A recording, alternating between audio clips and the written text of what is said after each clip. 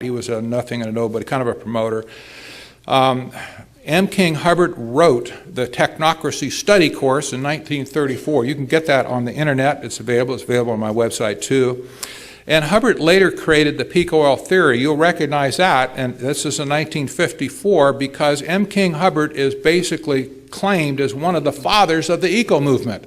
This was the guy, a brilliant geophysicist back in those days, just getting started.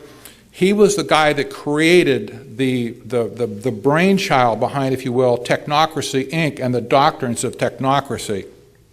Some of the highlights of Technocracy: by nature, it produces volumes of inviolable regulations that are science-based. Remember that word, you already know it, science-based anything.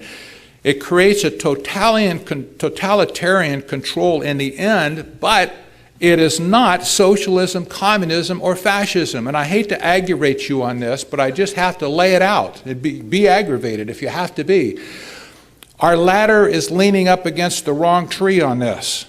It is not communism, socialism, or fascism. It looks like it, but it's not. It's totalitarianism, and it's much worse. You'll see why in a minute. It seeks to replace the price-based economic system with an energy-based system. And think energy currency, think energy credits, think pricing everything in terms of the energy it takes to produce it rather than the free enterprise market system we have right now of currency. Here's some buzzwords. Science-based anything. I don't care what it is. If it's science-based, be suspicious. Sustainable development. You'll find that phrase and that word everywhere you go and read about smart grid or you read about technocracy. It has to do with climate change. You'll see that all the time as well. That's just a straw man, of course, to enforce things like the peak oil theory. Managed health care. You say, well, how does that come into it? Well, rationed health care is part of the total package that technocracy originally envisioned. I'll show you in a minute. You'll find that buzzwords cap and trade, carbon credit, stuff like that, even carbon currency. And then lastly, smart grid, intelligent power meters to deliver sustainable energy. There's the word, sustainable energy again. So those are some things you can keep in mind. Now, I want to show you from 1932, from their own documentation, from their own papers.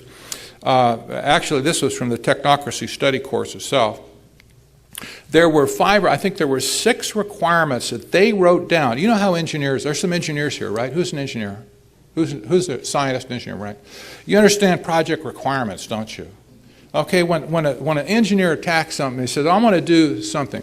Okay, he sits down with a piece of paper and he starts writing down the requirements for the project. What do I need? Materials I need. What are the ideas? What has to be solved? That sort of thing. And so these guys, being scientists and engineers, they sat down and they wrote a very detailed list of requirements that would be necessary to implement technocracy in America, first in America, in the North American continent. And so the first thing, register on a continuous 24-hour per day basis the total net conversion of energy. Requirement number 1. You think smart grid for a minute, which you know, and you're going to see, Number 2, by means of the registration of energy converted and consumed, make possible a balanced load. You'll see the word balanced load all over the literature for smart grid and stuff. They're talking about balancing the load here and there, other countries, North America, South America, whatever, Europe. Number 3, provide a continuous inventory of production and consumption. Now, this is not just for energy. This is all production and all consumption. But the first blush is, of course, of energy.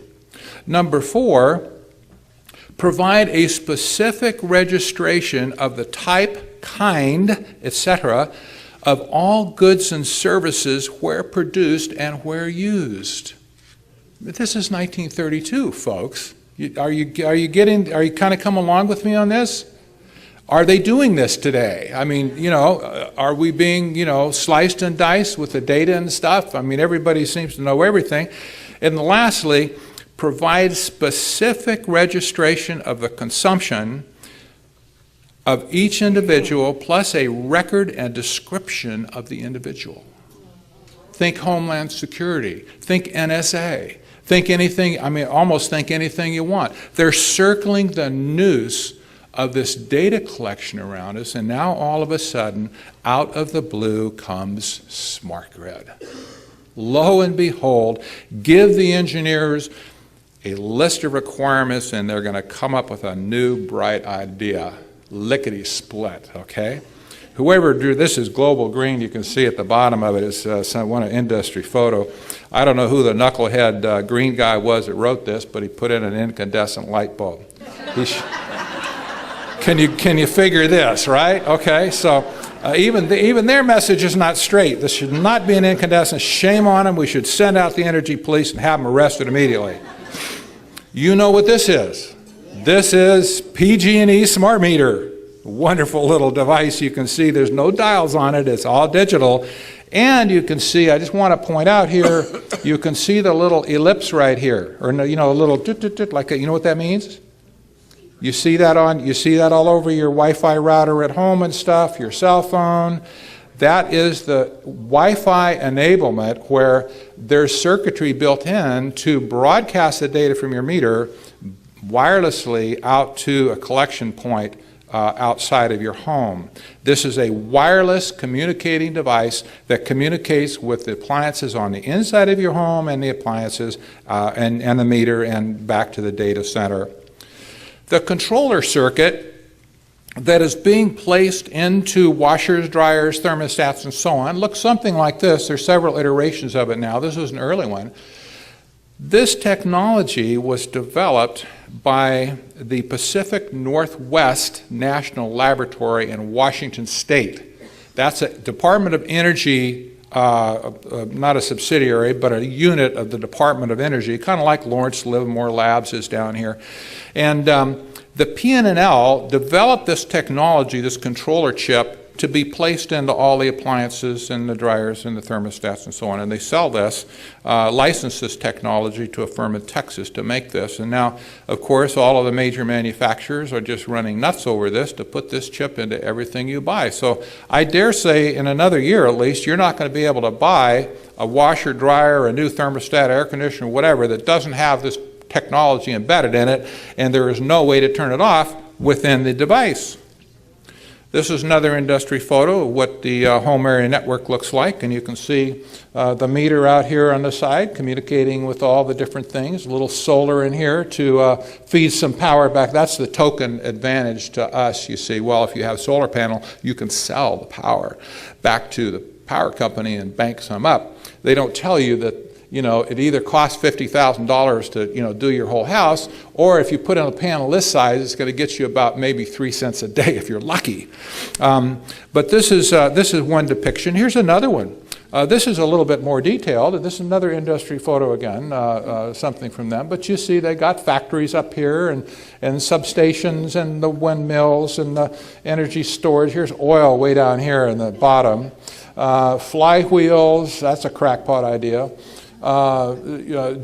Central's generation and, you know, hydropower and all that kind of stuff. Well, it's just another picture. And here we are back to this one again. I'm not going to explain this again because I already did. But the idea of the network is important here, as you'll see. Oh, here's another good one too. This is pretty well detailed as well, and I put these. I think these pictures are all in my paper, so you can go look at them and study them a little bit. You kind of need to sit down with this and just study it a little bit and see what are they talking about, you know. But in each case, you can see the industrial gateway. This would represent the power, you know, the information going out. And here you have the home gateway, and there's another up here, a building gateway, you know, controlling smart buildings and so on. Okay, and this is what makes it all happen. This is the grid router that sits out on the poles and stuff. Instead of, you still have the converters, but this grid router is going to be the device that actually routes all the data back to probably via fiber optic cable that puts all the data back to the utility and then all the way back to the Department of Energy and even beyond there. So a grid router is an important aspect of this. When we see summits coming up called things like smart grid interoperability, you start to get a little nervous. You know, okay, what is that? Well, I understand smart grid PG&E. What are we talking about here? This is a depiction of the national smart grid, folks. This is their picture, not mine. I couldn't draw a picture like this. My life depended on it.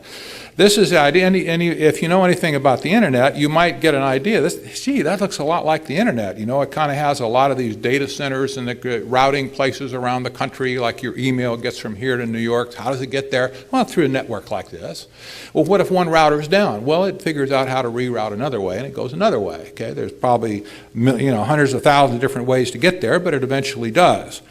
This is the intended national smart grid that will tie our entire country together into a single, what looks like a network. I'll describe that in a second.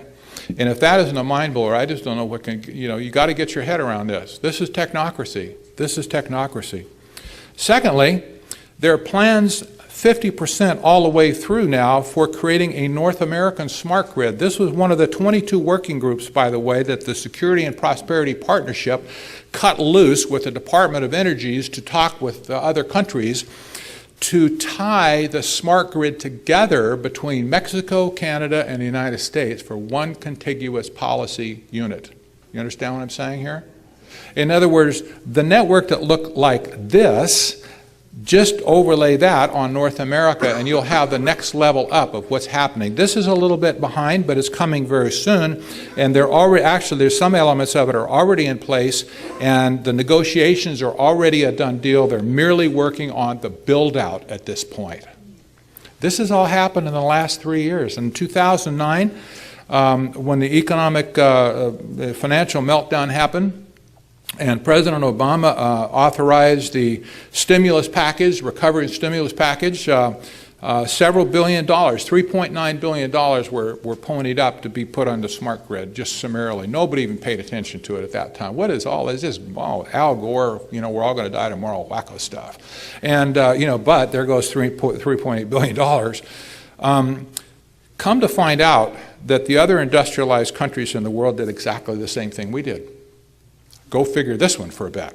They did the same thing. Canada, Mexico, countries in South America, China, Great Britain, Germany, Switzerland, all across the world. They spent stimulus money to kickstart smart grid in their own countries.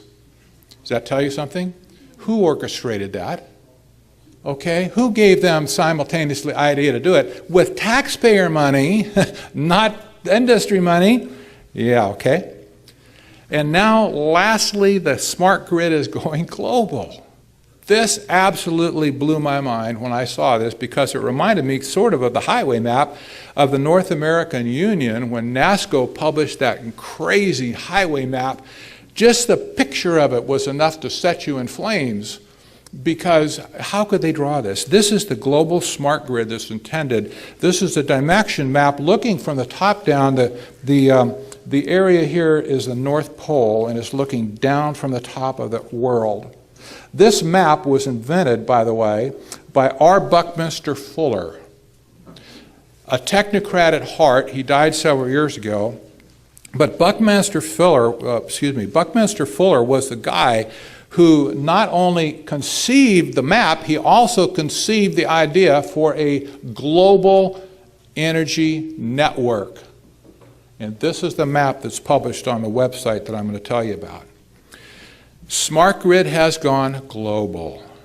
Oh my gosh, smart grid's Europe. And you notice the dates on this, 2010 and 11, Asia, 2011, smart grid, 2011 in China, smart grids Africa, Australia, Brazil, what else we got? India, China, Middle East, North Africa. It's gone global. Holy moly. And they're having even more conferences today, and when you go and look at some of these conferences, where do all these people come from? They're just, we're talking thousands and thousands of people that come to these things. One website that's key in this puts it this way. This is from their website. There is a new World Wide Web emerging right before our eyes. It is a global energy network, and like the internet, it will change our culture, society, and how we do business. More importantly, it will alter how we use, transform, and exchange energy. Technocracy, folks. 100% technocracy. There is no energy supply problem, there is an energy distribution problem. And the emerging solution is a new world wide web of electricity.